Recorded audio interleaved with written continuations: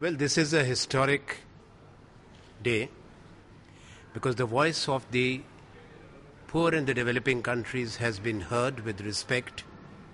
In a major victory for India at Bali, its concerns over food security were accommodated while it accepted part of the Trade Facilitation Pact, which will help lower trade barriers to speed up movement of goods through customs. The decision will also provide the UPA government space to roll out its Food Security Act without running foul of the global trade regime.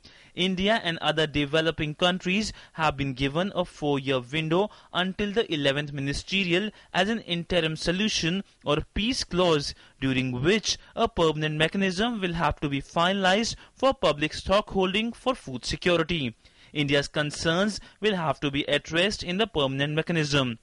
I view this as a victory of the farmers of India, of the farmers who are subsistence farmers, resource-poor farmers of the entire developing countries.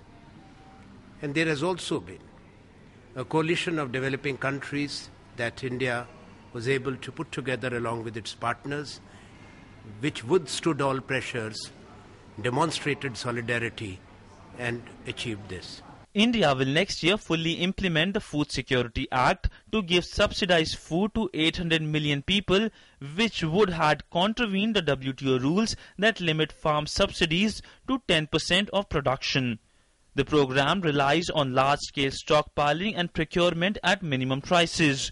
India will also be allowed to keep its MSP for farmers. Nearly 25 countries, including Egypt, Brazil and Venezuela, had supported India's concerns on food security and called for a review of the original Bali package.